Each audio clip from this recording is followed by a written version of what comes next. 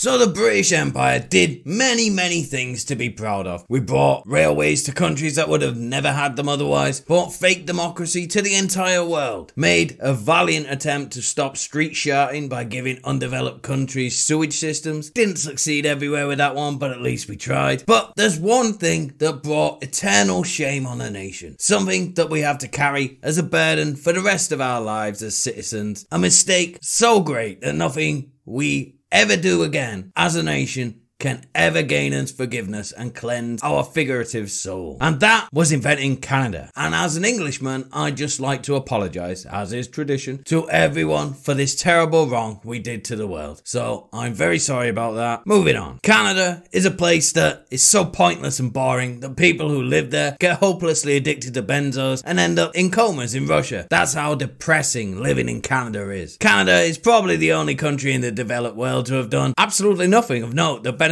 the world. In fact, the only thing I can find that they ever did was a disgusting disservice to everyone on the planet, and that is a Canadian invented putting pineapple on pizza. If that's not a fitting metaphor for Canada, I don't know what is. Oh, and they have a maple syrup reserve like real countries have oil reserves, because this isn't a real place we're talking about. But in more recent history, Canada has been taken over by Cuban dictator Fidel Castro's daughter, Justin Trudeau, a person so pathetic that she went into hiding after some truck drivers honked their horns to protest in ruining everyone's lives with lockdowns long after the rest of the world had moved on and realised they were being stupid. Then invoked full dictatorship powers because of it and ordered his brown shirts to beat up grandmas and arrested everyone who disagreed with him. And Canadians just stood by and let this happen, and then re-elected him. Again, I'm so sorry my country created this land of idiocy. Now, Fidel's offspring is also very woke, which makes sense coming from a fascist loins, and this has led to some peak idiocy, like when Roe versus Wade was overturned in America. Captain Blackface chimed in for good boy internet points with this: "The news coming out of the United States is horrific. My heart goes out to the millions of American women who are now set to lose their legal right to an abortion. I can't imagine the fear and anger you are feeling right now. No government, politician, or man should tell a woman what she can and cannot do with her body. I want women in Canada to know that we will always stand up for your rights to choose." Well, that's a noble sentiment, isn't it? Pity those women can't enter Canada without their coof vaccines that the Canadian government orders you to have to enter or live in the country, isn't it? Whoops. Oh, and of course, he is a strong advocate for trans rights, which I always find pretty funny, because when woke people say stuff like this, it's because they think trans people aren't people and don't have the same rights as the rest of us, which I assume they did, because just dressing up in a dress doesn't make you have no rights at all. But this is the woke ideology. Everybody has to be put in a box. And of course, this type of idiocy has a trickle-down effect from the top. So the Canadian police force is getting involved, and today the Toronto police released an all-points bulletin about a missing woman. Oh no, this is tragic. A poor defenseless woman has gone missing. Let's read more about this, guys. The Toronto Police Service requests the public's assistance locating a missing woman. Isobella Degrace, 27, was last seen on Saturday, June 25th, 2022 at 3 a.m. in the Ryerson Avenue and Bathurst Street area. She is described as 5'10", it's big for a woman, with a thin build, shaggy blonde hair and a full goatee. She was last seen wearing a black t-shirt and grey pants. Police are concerned for her safety. So bros, that's what this video is about, to raise awareness for this missing chick. If you live in the Toronto area and you know anything about... Hold on, let me read that last part again. She's described as 5'10", with a thin build, shaggy blonde hair and a full goatee. Maybe they copy-pasted the description from another missing person's report they were doing at the same time. Pretty unprofessional, but I'm sure they're busy, what with them being the police and that. Oh wait, they tweeted out the report with a photo attached to someone with a full goatee, so this was on purpose. Well, I never knew Shaggy from Scooby-Doo was a woman. You learn something new every day. Obviously, this confused the world, as that was very clearly not a woman, and they got ratioed into oblivion by normal people on Twitter. And I'm very disappointed. I thought the past few days has made us realise what a woman was again, but clearly not in Canada. What are you doing, Canada? Seriously.